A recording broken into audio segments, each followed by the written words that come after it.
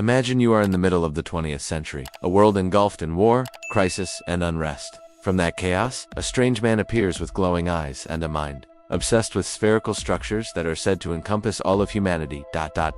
He was expelled from school, bankrupt, and even thought about suicide. But then, he turned his life into a living experiment to prove that one individual can change the world. His name is Richard Buckminster Fuller. Richard Buckminster Fuller was born on July 12, 1895 in Milton, Massachusetts, USA, into a family with a tradition of philanthropy and intellectualism, including Margaret Fuller, a famous female writer and critic, who was also his aunt. From a young age, Bucky was a curious, eccentric boy who often dreamed of ships, knocked on toys to understand materials, and studied maps. Severe amblyopia caused him to refuse to wear glasses until his senior year. His time at Harvard was not long and smooth. He was expelled twice for wasteful spending, then dropped out, ending a difficult academic journey. When World War I broke out, Fuller joined the Navy and quickly showed his inventive ability. He designed floating lifeboats, signaling devices, and received many awards. After the war, he married in Hewlett, the daughter of a famous architect. They had a beautiful daughter named Alexandra.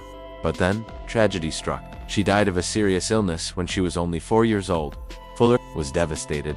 After that, the construction company he co-founded went bankrupt. No more money, no more fame, no more goals. One winter night in 1927, he walked along the Chicago River, intending to jump into the cold water. But then, he stopped. In that moment, he said, an inner voice told him, "Your life does not belong to you. You have no right to kill yourself. Use your life as an experiment to help humanity." And Fuller began to record everything he did, every meal, every sleep, every thought for the next 60 years. 1928. In the midst of the financial crisis, Richard Buckminster Fuller did not withdraw from the world. On the contrary, he entered the most intense creative period of his life. While most people were still struggling to make a living, Fuller asked himself a seemingly simple question: what can an ordinary person, without power or property, do to improve the lives of all mankind? From that question, a series of inventions gradually took shape, but not in the traditional way.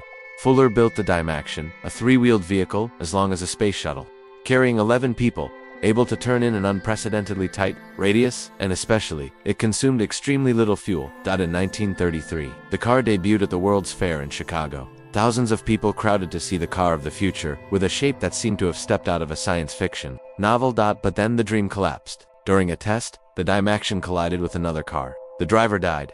Although the cause was not the design, the media quickly blamed the strange car. The project was suspended. Funding was withdrawn. Fuller fell into a deep depression again. He was called a freak, a fool, a failed inventor. But he did not stop. While many people chose to stay silent after a major failure, Fuller continued to create still strange ideas, but all aimed at a single goal: solving the problem of human survival. He believed that the right design could save millions of lives. After many failures, Fuller realized the world needed not only strange machines, but also ways to organize things. He began to search for new architectural solutions, not for beauty, but to reduce the load on the planet. He observed nature, honeycombs, soap bubbles, molecular networks. Everything revolved around stable and economical geometric structures. Fuller realized the triangle was the most stable geometric unit in space. Combined with tension wires and struts, it created a strong but extremely light network. He and his student Kenneth Snelson began to experiment with seemingly fragile models, but with incredible load-bearing capacity. In 1948, at Black Mountain College of Art, they built the first Geodesic Dome. From aluminum bars as thin as umbrella frames, assembled in a triangular grid, the dome weighs less than 20 kilograms, but can support over 10 tons of snow. No columns, no thick walls. It is a zero-gravity structure, super light but super strong. Fuller calls it the ultimate structure of the universe. Since then, the Geodesic Dome has become an icon. In 1954, NATO used it to build a field radar station because it was quick, compact, and easy to assemble. Environmental organizations use it as a nature reserve. Sustainable living communities choose it as an ecological home. International exhibitions compete to build domes to highlight the event and the pinnacle. In 1967, at the World Expo in Montreal, the US government invited Buckminster Fuller to design the Biosphere, a giant dome made of steel and acrylic, like a UFO landing on Earth. That work is not just architecture, it is a manifesto. It says, the future is not about building more, but building smarter. And the world, for the first time, is starting to listen to the man once called the dreamer. For Richard Buckminster Fuller, Architecture was never just bricks or concrete. It was a tool for thinking, an expression of how humans see themselves in relation to this planet. In 1946, when the whole world was divided by borders and the Cold War, Fuller created a special map, the Dymaxion Map. Unlike traditional maps, his map shows the Earth as a continuous plane, without distortion of area, without deep political boundaries. On the Dymaxion Map, you no longer see a divided Earth, but a unified ecosystem. This map was designed to make viewers realize we are living together on a ship, Spaceship Earth, and must learn to control it together. From that idea, Fuller continued to create another special tool, the World Game. In this game, participants are given a task to distribute global resources so that everyone can live healthily, without war, without poverty. No one wins by domination, but only by maximum cooperation. It is not just a game, but the world's first system thinking model, where people learn to see the big picture, understand the connection between economy, environment, technology, and humanity. Fuller never stopped spreading his ideas. During his life, he wrote more than 28 books, the most prominent of which are 9 Chains to the Moon, where he predicted that humans would connect the globe like chains reaching to the moon. Operating Manual for Spaceship Earth Instructions on how to operate the Earth like a ship. Synergetics, a completely new set of geometry, inspired by nature. Instead of classical Euclid. His thinking combined science, intuition, and art. He once gave a speech for 12 hours straight without a break, earning him the nickname, the speaker without batteries. Just turn it on and go all day. Fuller didn't just build a dome, he built a new way of thinking, a different lens through which to see the world. Richard Buckminster Fuller died in 1983, at the age of 87. Strangely, he died just hours after his beloved wife Anne took her last breath.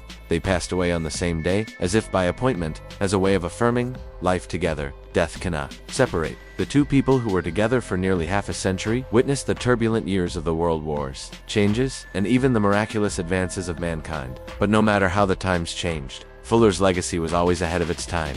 He left behind more than 30 patents, hundreds of handwritten notes, technical drawings, and even designs that were never implemented, like seeds lying dormant, waiting for another generation to sprout. His inventions, from the Geodesic Dome to the Dymaxion Map, from the Spaceship Earth idea to the synergetics geometry, were all invitations to look at how we live and imagine better ways of living. His giant dome in Montreal, the structure he designed for Expo 67, still stands today, a living testament to the power of imagination. It is more than just architecture. It is a symbol, a compass pointing to the future. Today, tech startups, TED speakers, activists, and even high school students often cite Fuller as an example of innovative thinking. His famous quote has become a guiding principle for generations. You can't change a system by fighting against it. Create a new model that makes the old obsolete. But perhaps what made Fuller great was not just his invention, but the way he lived. He once said that he did not live for himself, but lived as an experiment. An open question: can an ordinary person, if persistent enough, curious enough, and loving enough for humanity, change the world? And after nearly a century of living, contributing, and creating, Fuller left an answer, not in words, but in his own life. The answer is, yes, it is possible to change the world, if you really want to.